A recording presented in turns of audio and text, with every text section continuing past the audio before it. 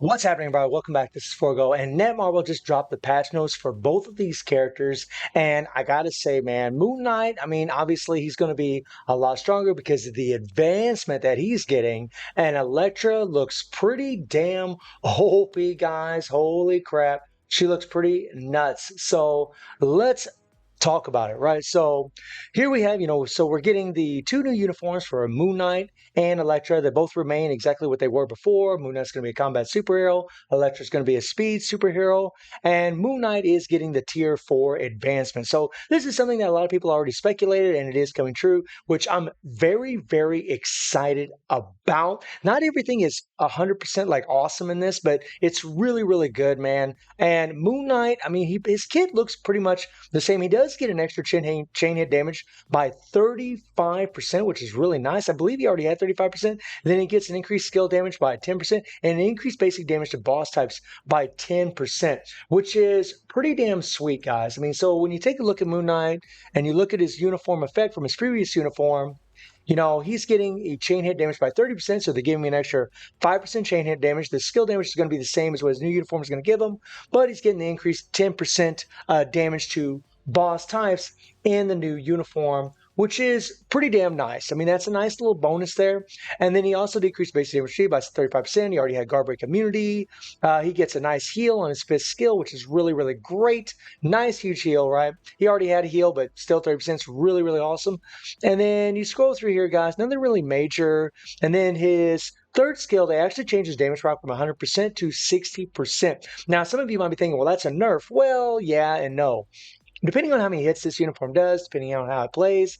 And obviously, I really think the level 80 is really what's going to make the difference. We saw it in Iron Man. We saw how much damage the difference it was. It's absolutely astronomical. And you can pretty much bet that for Moon Knight, it's going to be the same thing. Now, how much of an improvement this uniform is going to be over his previous uniform, I don't know. I mean, it's going to be a little bit of improvement because you're going to get a little extra chain hit damage. You're going to get the increase to boss types by 10%. So there is going to be a slight improvement, but losing a little bit of that damage proc from 100% to 60 is kind of a downfall, but not much of one, especially after I think what we're going to see when he's level 80. Now, his fourth skill, nothing really major there. And his fifth skill, this is where he gets the 30% recovery heal. He gets 5 seconds of invincibility. So it's really awesome that he has the invincibility and the immunity guard break, which means it gives him native super armor. So he can pretty much go through pretty much any attack that comes after him. That's pretty awesome. He still has a huge 50% attack buff. So Moon Knight's kit, really, its uniform effect here is really where it's at. The extra 5% and the extra 10% here. I mean, that's really where it's at for the character. Then we get into Elektra, who's got some insane upgrades. She's still a speed superhero. They gave her critical rate increase by 33%. This is going to make it easy to level up her stats. She has a critical damage increase by 33%. This is nice, guys. It's going to be very, very simple to max out her stats and decrease base damage too by 33%, making her a little bit tanky. And then her passive gives her a 6% recovery of heal for 3 seconds. She also has invisibility and ignores targeting for 3 seconds. And this is on a 15-second cooldown, 33% chance rate when hit. So this does kind of signify that, I mean, this is something that can be good in PvE and PvP. And then her passive increased guaranteed dodge by 35%, which is really awesome. The Elektra survivability tool, the guaranteed critical rate, which would really help with a CTP rage if you need to use one on her. And then the first skill, nothing really major here, but the second skill is crazy. So she has a counterattack when defending against an enemy attack and enables ignore iframe, guys. So yeah, she's got built-in ignore iframe, and this is on a 4.5-second cooldown. So with a low cooldown and having ignore iframe, and also, having a 2-second immunity, the remove all debuff, the penetration. I mean, it could be really awesome. She could be really good in timeline, and especially the fact that she's a speed type. She might whoop up on Adam Warlock, and I know a lot of players are kind of hoping for that because Adam's kind of dominating a little bit right now, and it'd be nice to have a character that can counter him. So this is looking very, very positive for that. And then the third skill, all defense down. Don't really care about that anymore. Only newer players really care about that. And then look at this. On her fourth skill, another ignore iframe. What? So she's got ignore iframe in her passive, in her second skill, and in her fourth skill. What? And this skill here gives her a heal, gives her invincibility. She has a damage buff by 100%.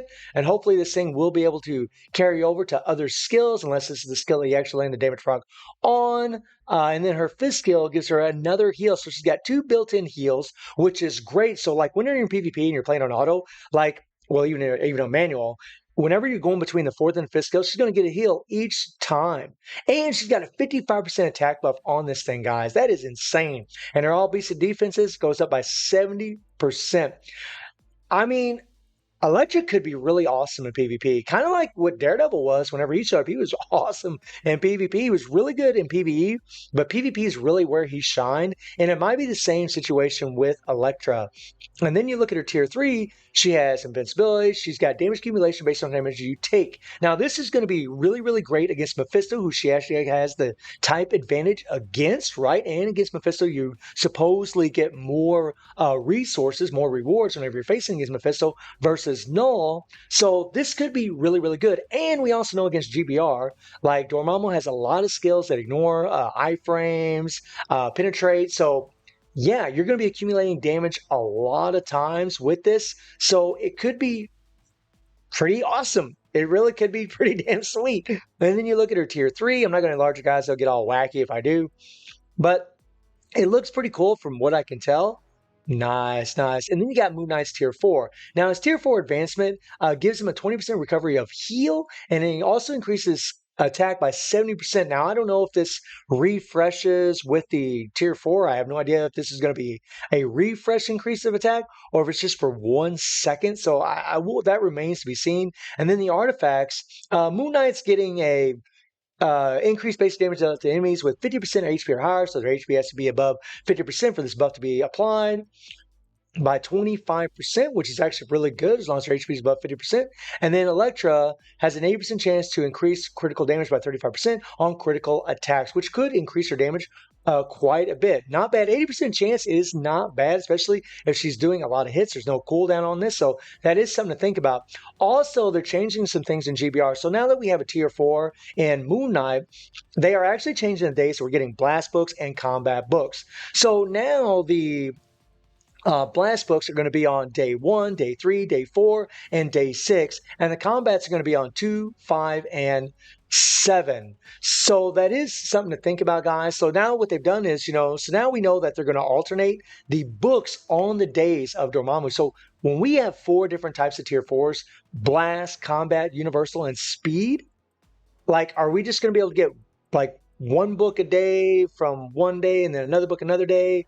Or are we going to be able to select? Personally, I would like it a lot better. Like if right now it's not a big deal because it takes so long to farm enough materials to tier 4 a character anyways. Like you're more than likely, even with this restriction, guys, on your books, you're still going to get enough books by the time you have enough resources to tier 4 the character. So I don't think it's really a big thing to worry about. But when we have different books for all 4 types, then it really would be pretty cool if Netbar was set up to where we could actually select the book that we're actually trying to get instead of, it might be split up amongst 4 days throughout the week. So we'd have to see how that plays out. Since there's 7 days in a week, everything's going to be, maybe some weeks will be 2 days of blast, 2 days of combat, 2 days of speed, 1 day of universal, and then next week it will alternate to a different roundup. So that remains to be seen. But I hope in the future we actually can just select the type of book that we want.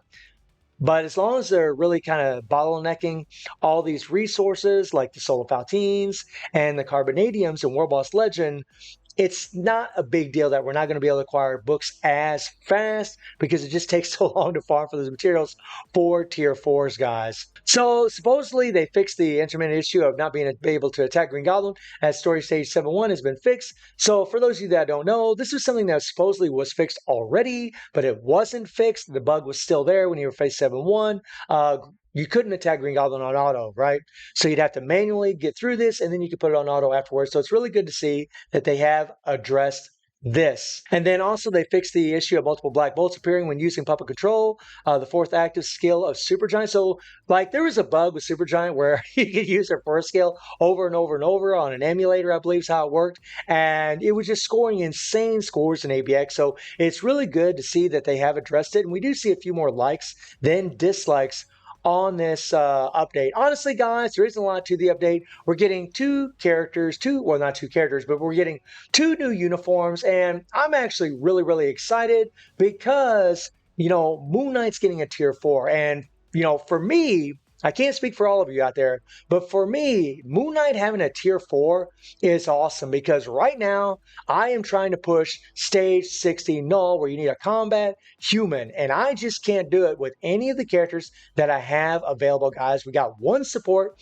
Maker can do this with a brilliant, but the thing is, will Moon Knight be able to do this with just a regular obelisk? Right, or just a regular CTP, kind of like how Iron Man's just destroying everything because of the level 80. And so that's kind of what I'm hoping for, that Moon Knight's going to plow through those higher stages. And if he does, that's just going to incentivize people to want to level him up even more. And again, because he's going to be able to go level 80, I mean, dispatch mission is going to be a lot easier with this character. The story modes, the dimension rifts, all those things are going to be a lot easier because he's going to have that level 80 available. And Elektra looks pretty damn nutty, guys. She looks really, really solid for PvP and might actually be really good for PvP, or I'm sorry, PvE as well, especially because that accumulation based on damage you take. I mean, her strength is going to be against Mephisto and Dormammu, especially because of that, because they have a lot of ignore iframe, the chip damage, and all those things that are going on that do damage to you even when you're in iframes. So I'm really, really excited for this update, guys. Let me know how you're all feeling about it. And I do stream on Twitch at 9 p.m. JNU+7 time. The link is in the description below. And I hope you enjoyed the video. Thank you for watching. Y'all take care and have a good one. See you, everybody.